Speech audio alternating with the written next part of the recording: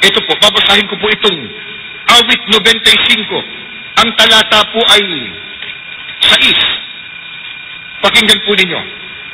O magsiparito kayo, tayo'y magsisamba at magsiluhod. Tayo'y magsiluhod sa harap ng Panginoon na may lalag sa atin. Yung pagluhod katumbas pagsambi.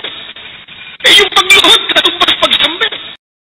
Yun ang aral ng Iglesia ni Kristong Tatag ni Felix Manalo sa kanilang banat sa pananampalatayang Katoliko, dahil tayong mga Katoliko ay lumuluhod sa harap ng mga imahe o larawan ng mga santo. Kaya ang pagluhod daw, at sa Biblia po, yung pagluhod katumbas nun pagsambi. Sa Biblia, ang pagluhod katumbas ay pagsamba. Kung yun ang kanilang aral na ang pagluhod ay katumbas sa pagsamba, ibig ba sabihin, sinasamba ng mga ministro si Eranio Manalo o si Felix Manalo at Eduardo Manalo dahil lumuluhod sila sa harap nito?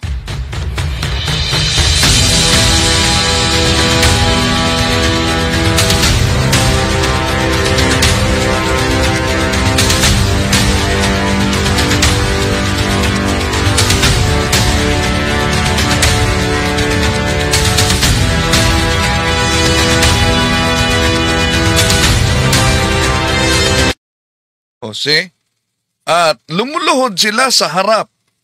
At ang pagluhod daw, at sa Biblia po, yung pagluhod katumbas nun pagsambi. At dali-daling binawi ng ministro ni Felix Manalo dahil lumuluhod ga sila sa harap ni Eranio Manalo at Eduardo Manalo.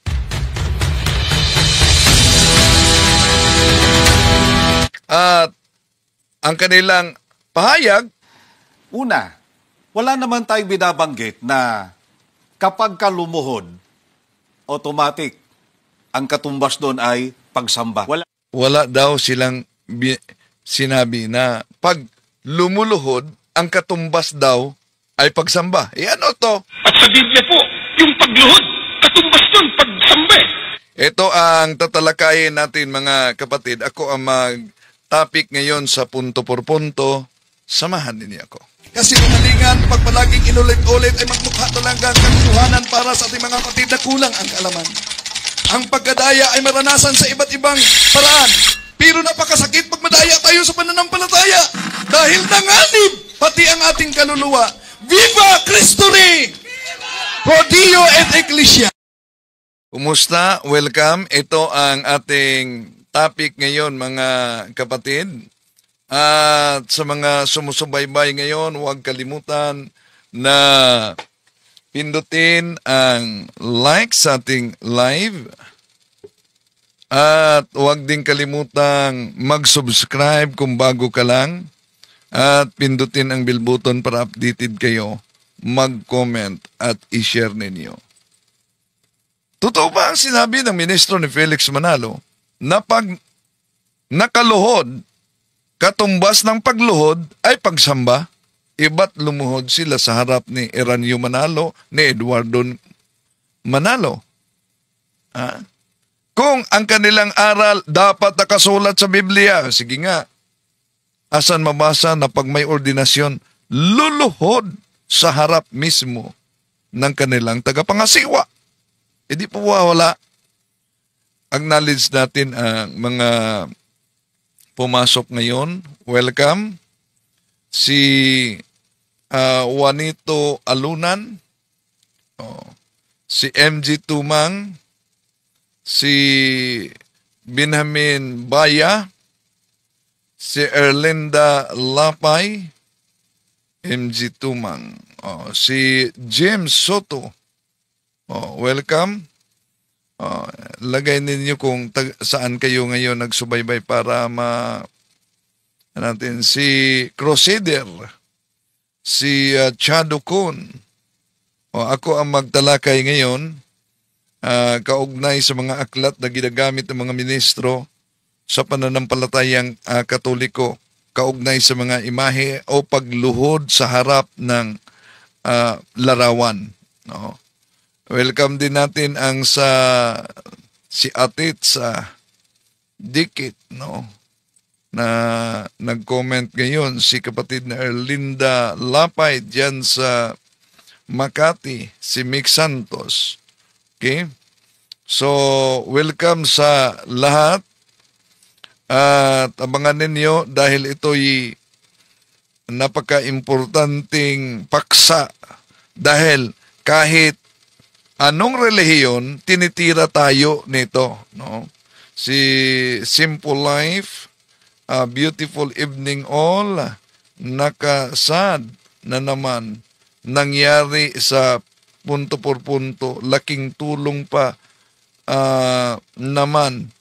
Meron talaga mga nagplano na kahit ang aming channel noon, yung channel ni Father Darwin, punto por punto, binanata na yon noon pa, nawala na, kaya muling hope na madala ito sa counter notification na ipinadala mga kapatid. No? Okay.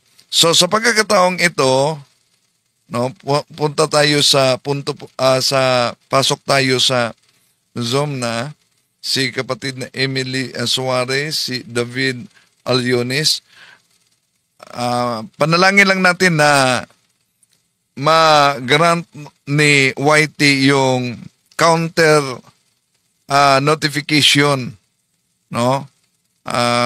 At mabalik yung mga video. Dahil pag di yun mabalik, August 3, mabura ang buong channel ni Father Darwin Gitgano sa punto por punto. Mr. Giakin, si MG Tumang, si David Aliones, at sa lahat ng mga sumusubaybay ngayon, welcome po.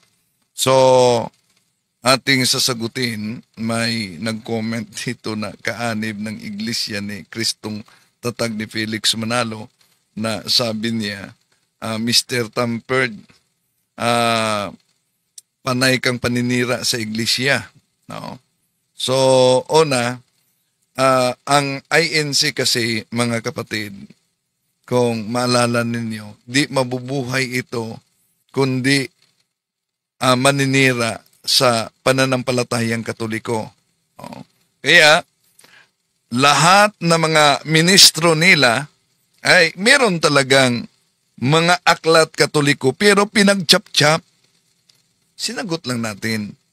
At yung sinabi niyong Mr. Tampered panay na paninira, alam niyo, na ba't kayo umanib sa tampered na sekta?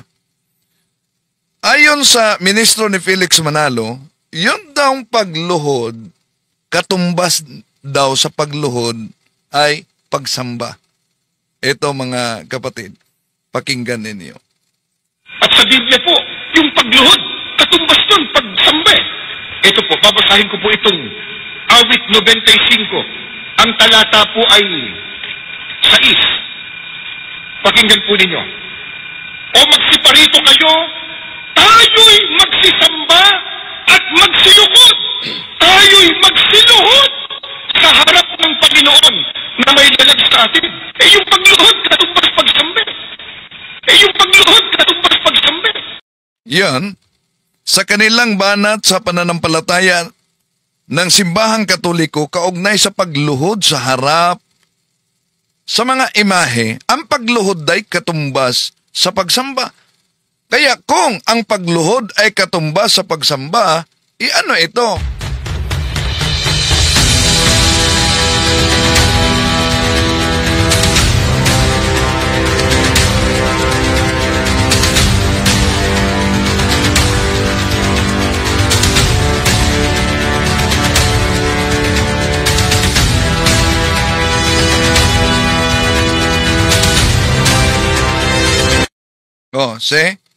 Ang pagluhod katumbas ay pagsamba.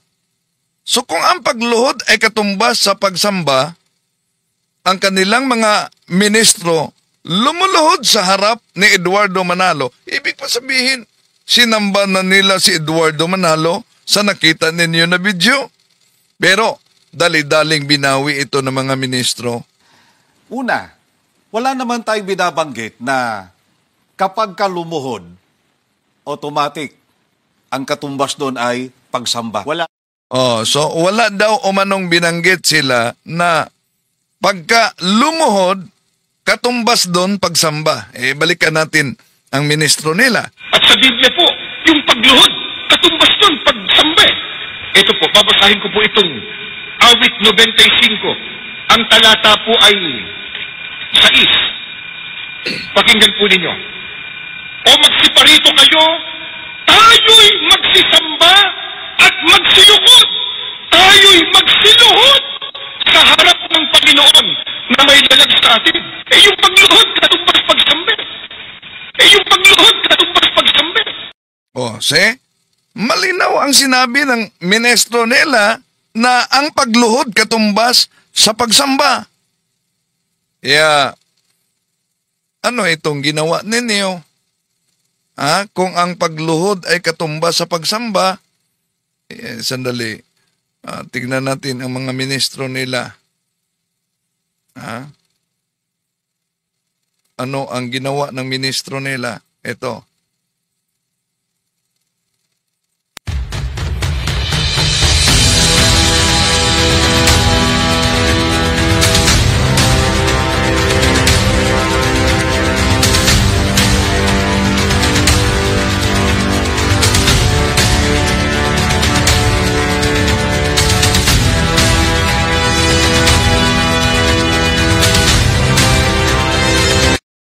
So, malinaw yan. At malinaw din ang kanilang aral. At sa Biblia po, yung pagluhod, katumbas doon pagsamba. Ito po, babasahin ko po itong awit 95. Ang talata po ay 6. Pakinggan po ninyo. O magsiparito kayo, tayo'y magsisamba at magsiyukod. Tayo'y magsiluhod sa harap ng Panginoon na may lalag sa atin. Yung pagluhod, katumbas pagsamba. Yung pagluhod, katumbas pagsamba. Yan, malinaw mga kapatid na ang pagluhod daw ay katumbas sa pagsamba.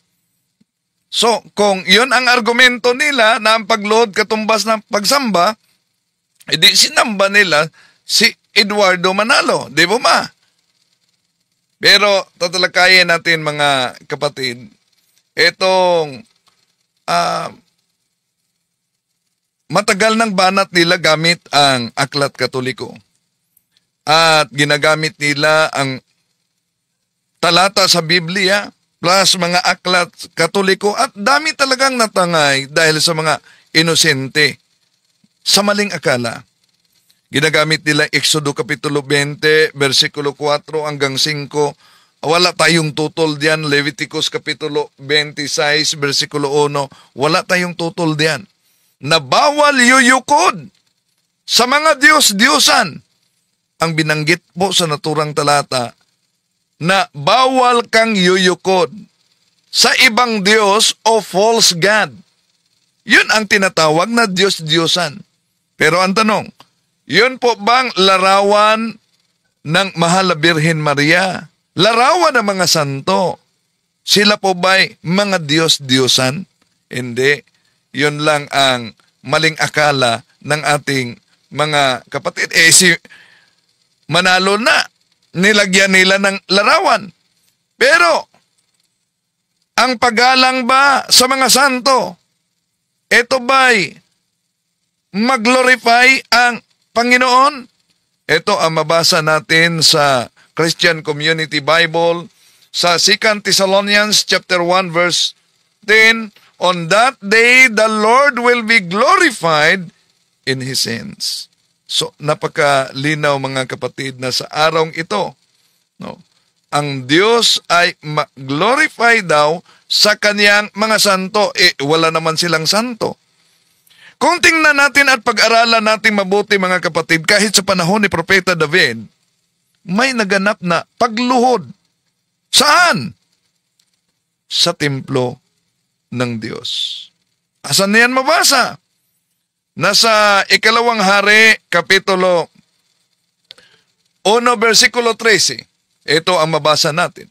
At muli siyang nagsugo ng punong kawal ng ikatlong lilimampuin na kasama ng kaniyang 50, at ang ikatlong punong kawal ay lilimampuin ay umahon at naparoon at lumuhod sa harap ni Elias at namamanhik sa kaniya at nagsabi sa kaniya, O lalaki ng Diyos, isinasamo ko sa iyo na ang aking buhay at ang buhay ng 50 ito na iyong mga lingkod ay maging mahalaga nawa sa iyong paningin. So, asan sila lumuhod? Lumuhod sila sa harap ng banal. Ibig ba sabihin na yung pagluhod nila sa harap nito ay dinyos na? Hindi. Dahil yung pagluhod na yan, kung tingnan natin ang salin ng ang salita ng Diyos, ay nangangahulugan hindi sa pagsamba bilang Diyos, kundi sa paggalang. Ito ang ating mabasa. Nagpadala ang hari ng ikatlong opisyal kasama ang 50 tauhan. Pagdating ng opisyal kay Elias, lumuhod siya bilang paggalang at nagmamakaawa. Lingkod ng Diyos, mahabag ka sa akin at sa mga tauhan ko. See? Lingkod ng Diyos, nasa lumang tipa na pala, lumuhod at humingi ng tulong. Mahabag ka sa akin. Ngayon,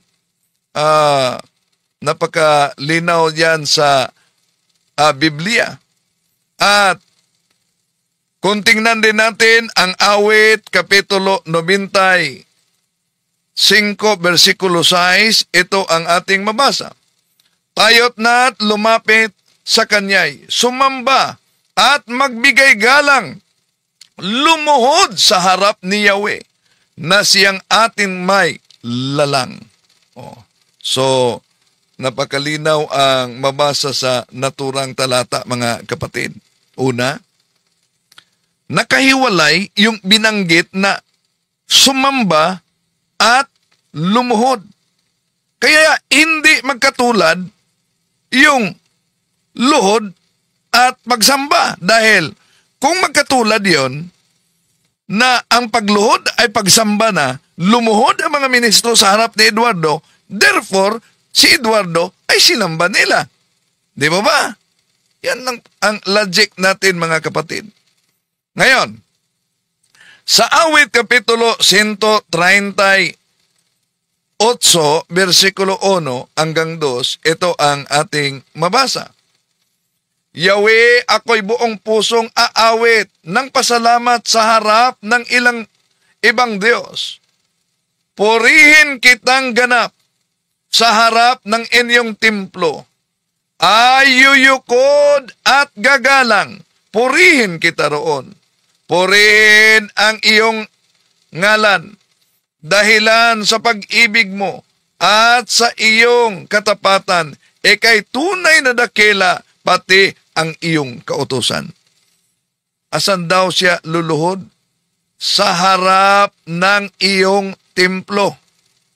So, malinaw na sa templo, luluhod siya sa harap. Ang tanong, ano bang nasa loob ng templo ng Diyos? Kung tingnan natin ang Ezekiel Kapitulo 41, versikulo 17 hanggang 19, ito mabasa natin. Ang loob naman ng templo ay balot ng tablang, kasintaas ng pinto na may ukit na larawan ng palmera at kerubin. Salitan ang larawan ng palmera at kerubin. Bawat kerubin ay may dalawang mukha. Isa ay mukha ng tao. Mukha naman ng leon ang isa.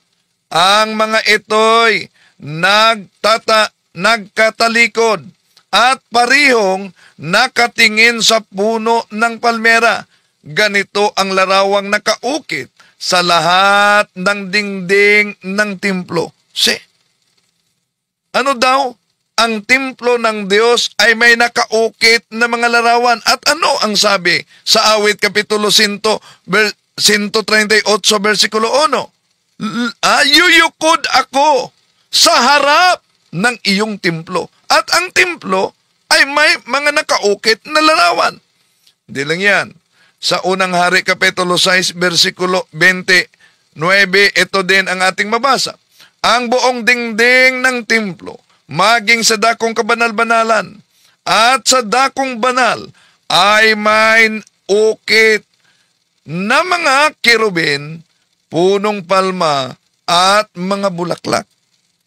So, yun ang larawan ng templo ng Diyos, mga kapatid. Kaya, kung ang inaniban mo na sekta ay wala talagang larawan ng mga santo, kung may larawan man, larawan o monumento ng kanilang founder, mag-isip-isip na kayo. Bakit mas ginagalang nila ang monumento ng kanilang founder kaysa larawan ng Mahal na Birhen Maria, mga santo, mga anghel, mga kerubin, at sa ating Panginoon Jesucristo? Napakalinaw, mga mahal na kapatid, na inukitan at may mga inanyuang rebulto at imahen na makikita sa lahat ng panig ng templo, sa loob, sa labas. At ano ang ginawa ng mga tao sa loob ng templo habang nanalangin sila? Tingnan natin ang unang hari 8:54. Ito po ang ating mabasa. Nakaluhod si Solomon sa harap ng altar ni Yahweh at nakataas ang mga kamay samantalang nanalangin nang matapos ang kaniyang pananawagan kay Yahweh. So, ano daw ang ginawa sa loob ng templo? Nakaluhod. Nakaluhod sa harap ng altar. Itandaan ninyo, mga kapatid, malinaw ang nakasulat, nakaluhod sa harap ng altar. Ang tanong, yung inaniban ninyo na sikta, meron bang altar o stage? O isip-isip na kayo dyan, ha? Dahil may altar at may larawan talaga. Isaias 19:19, mga kapatid. So, napakalinaw. At hindi lang yan, Josue Kapitulo 7, versikulo 6. Ito ang mabasa natin, mga mahal na kapatid. Pinunit ni Josue at ng pinuno ng Israel ang kanilang kasuotan dahil sa matinding paghihinagpis. Nagpatira pa sila sa harap ng kaban ng tipan ni Yahweh. Naglagay din sila ng abo sa ulo bilang tanda ng kalungkutan hanggang sa paglubog ng araw. See? Asan lumuhod? Sa harap ng kaban ni Yahweh. At huwag niyong kalimutan, mga kapatid, na sa pagluhod ni Haring Solomon, habang nanalangin sa harap ng kaban ng tipan, yung Ark of Covenant, may dalawang rebulto ng kerubin na nasa itaas. Kung tingnan natin, balikan natin ang Exodo Kapitulo 25, versikulo 19 hanggang 22. At ano ang nangyari? Sa mabasa natin sa Josue Kapitulo 7, versikulo 6, ay di po ba si Josue ay nagpatira pa habang nanalangin sa harap nito? Ibig po ba sabihin, mga kapatid, na diniyos na yung inanyo ang kirubin na nasa kaban ng tipan ng Diyos? Natural, hindi. Tulad din ang mga Katoliko na lumuluhod. Habang nanalangin sa harap ng inanyo ang imahen ng mga santo, ng Mahal na Birhen Maria, ng ating Panginoon Jesucristo, pero hindi sila kinikilala na mga Diyos. Oh. Pero, may iba pang mga aklat na ginagamit dito ang mga ministro ni Felix Manalo. Alam nyo ba anong aklat ito? Ito pong aklat na ito ay ang Catechism of Christian Doctrine. Ito ay mga pinagputol-putol nila.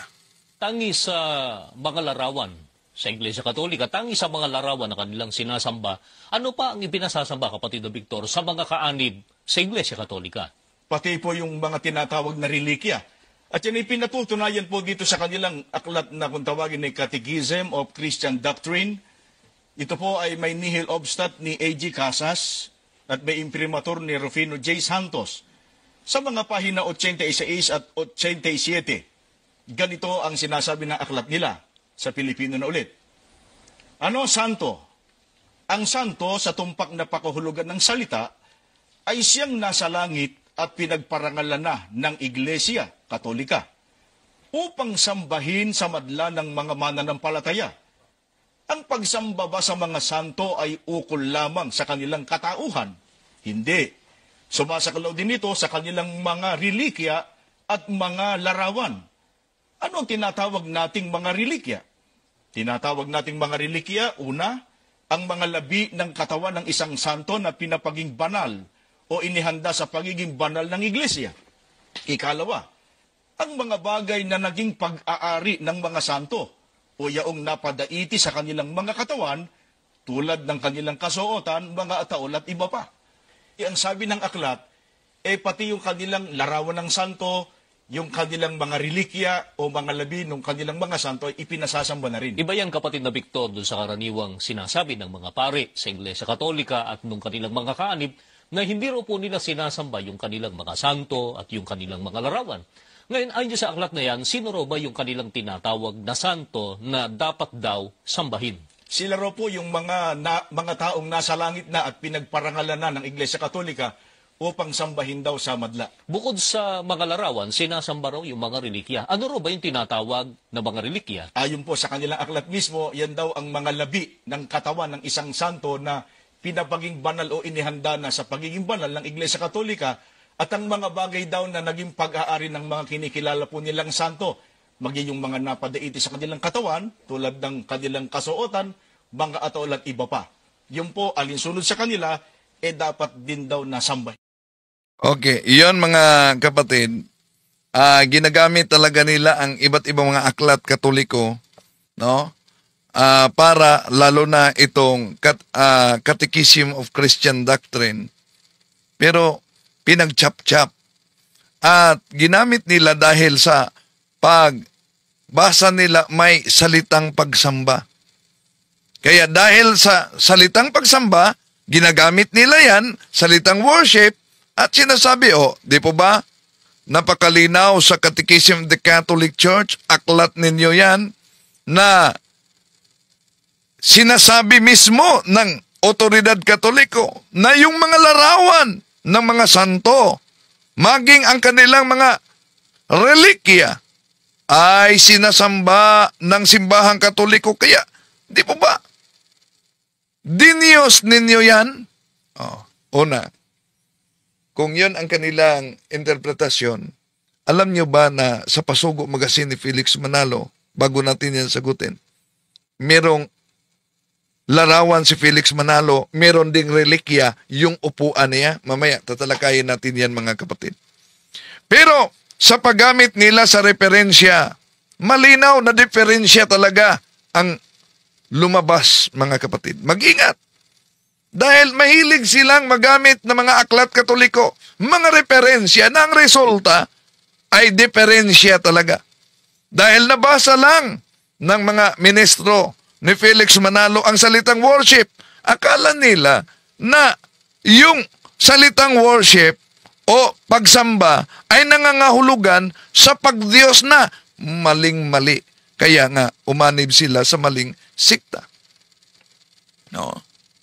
Kaya isa-isahin natin mga mahal na kapatid. Una, kung ang salitang worship ay pagdiyos na, tingnan natin ang mabasa sa Biblia. Okay? Ating tingnan ito. King James Version ang ating gagamitin, mga kapatid. Sa 1 Chronicles chapter 29 verse 20. Ito po ang mabasa natin. And David said to all the congregation, Now bless the Lord your God. And all the congregation blessed the Lord, God of their fathers, and bowed down their heads and worshipped the Lord and the King. Ano ba ang mabasa sa King James Version? Sa 1 Chronicles chapter 29 verse 20, worship the Lord and the King. Oh, yun ang mabasa. No? Worship the Lord and the King. Okay. Tingnan natin ang translation nito sa Tagalog. Ito mabasa natin. At sinabi ni David sa buong kapisanan, Ngayon, purihin ninyo ang Panginoon ninyong Diyos, at ang buong kapisanan ay pumupuri sa Panginoon, sa Diyos ng kanilang mga magulang, at iyukod ang kanilang mga ulo, at sumamba sa Panginoon at sa hari. So, malinaw ang mabasa sa naturang talata. King James yan, Protestant at salin yan. Ay, alam nyo naman na walang sariling Biblia ang mga ministro ni Felix Manalo, ang iglesia mismo, namimili lang nakibasa at sila ang nag-interpret na. Anong mabasa sa unang Chronicles chapter 29 verse 20? Di po ba sumamba ang kapisanan, hindi lang sa Panginoon, kundi pati sa hari, kanilang sinumba. Ang tanong, yun po ba ay pagdiyos na pati sa hari? Hindi. Dahil nangangahulugan yung pagsamba nila sa hari, hindi bilang Diyos. Diyan napapasok, mga kapatid, ang old meaning, Old English, sa salitang worship, sa Old English, na yun ay nangangahulugan na pagrespeto, pagpugay, pagrespeto ng hari. Ito ang tinatawag sa simbahang Katoliko na dulya. At kung tingnan natin sa Good News Bible, kung sa King James, worship ang ginagamit, pero sa Good News Bible, ito ang ating mabasa.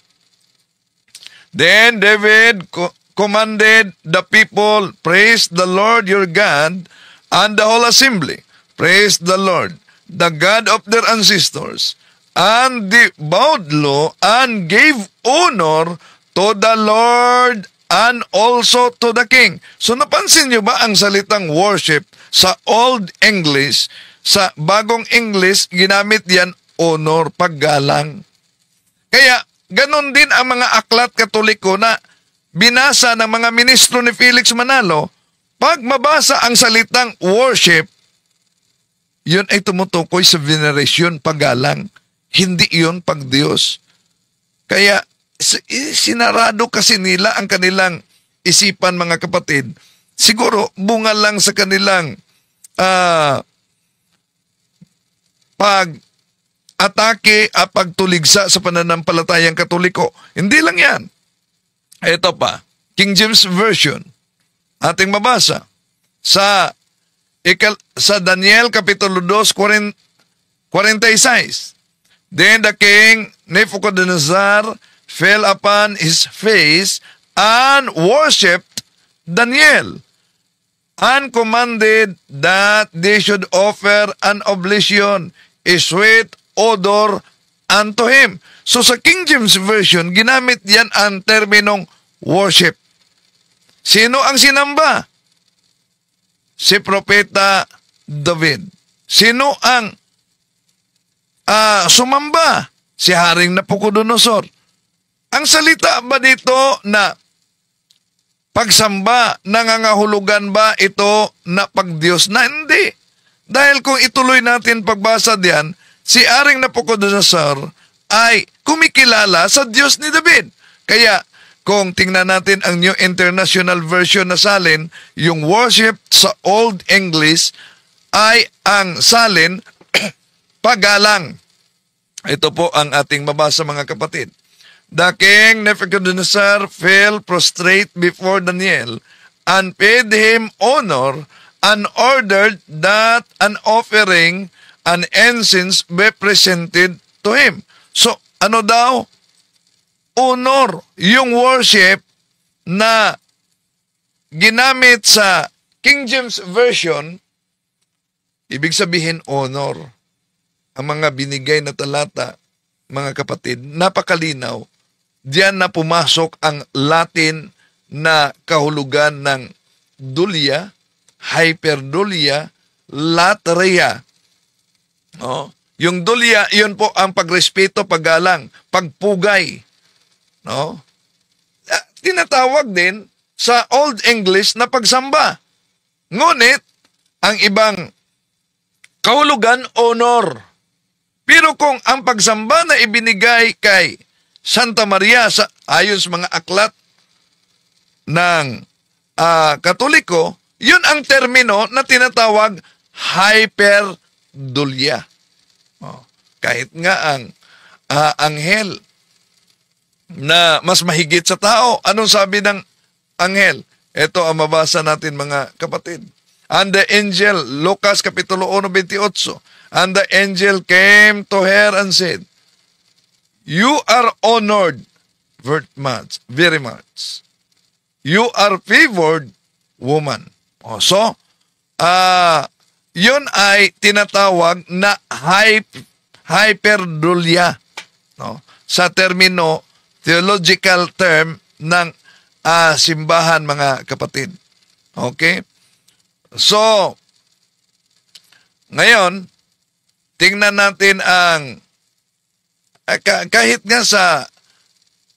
nga sa UP Diksionaryong Pilipino, kung tingnan natin ang pagsamba, nangangahulugan na paggalang din. Kaya research naman pag may time. Pero pakipansin ninyo, sa lahat ng mga banat na mga ministro ni Felix Manalo sa paggamit nila sa mga aklat Katoliko, alam nyo mga kapatid, na ang kanilang mga sinipi sa mga ministro, dahil nasa kanilang pandoktrina na yan, yung question number 10, yung question number 3 sa aklat na Christian Catechism of the Christian Doctrine number 3. Bakit yung number 10 at number 13, mga kapatid, ang ginagamit nila? Dahil may nakasulat kasi na worship. Ang tanong, saan ang question number 11 at question number 12? Bakit hindi binanggit ng mga ministro? Dahil pagbanggitin nila, di nila maluko yung mga nakikinig sa kanila.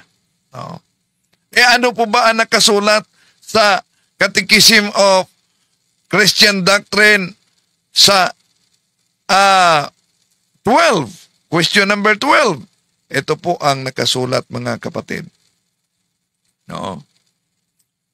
What are our duties toward the saints? We ought to praise the saints and recalling their virtues and their glory. We ask them to intercede for us to imitate them. Yun ang mabasa sa naturang aklat, mga mahal na kapatid. Kaya iniiwasan nila yon. Dahil may mabasa diyan na sila'y ating ginagalang. O, may mabasa ba na gawin sila at ituring sila bilang mga Diyos? Wala. Ang sabi ng question number 12, kaya inalis yan ng mga kaanib at mga ministro ni Felix Manalo ay alalahanin ang mga mabubuting katangian ng mga santo. Ang kanilang kaluwalhatian. Hingin ang kanilang panalangin at tularan sila. O asan ang sinasabing pag-Diyos dyan? Di po ba wala? O, kaya ingat-ingat mga kapatid. No? Ngayon, kung alas 9 na pala, no? Sa susunod na lang ang relikya. Dahil kahit sa aklat ni Felix Manalo, alam nyo ba, sa pasugo ni Felix Manalo, merong imahe si Felix Manalo. Meron din silang relikya, yung upuan ni Felix Manalo. Kaya double standard sila. No? Double standard sa kanilang pagbanat sa pananampalatayang Katoliko na ang pagluhod. Ano daw ang pagluhod? Ito.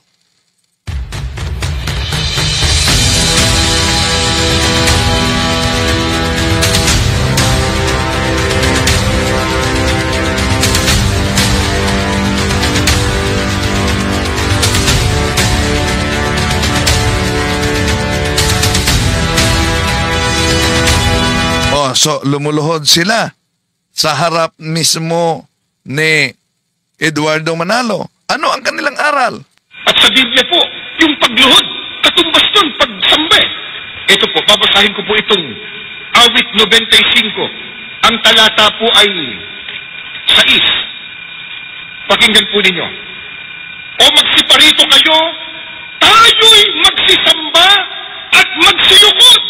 Tayo'y magsiluhod sa harap ng Panginoon na may lalag sa atin.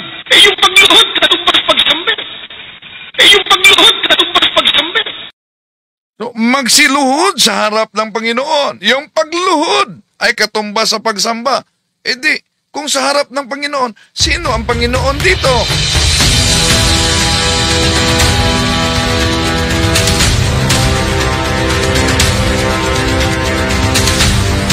Sinong Panginoon diyan? Kaya agad-agad binawi.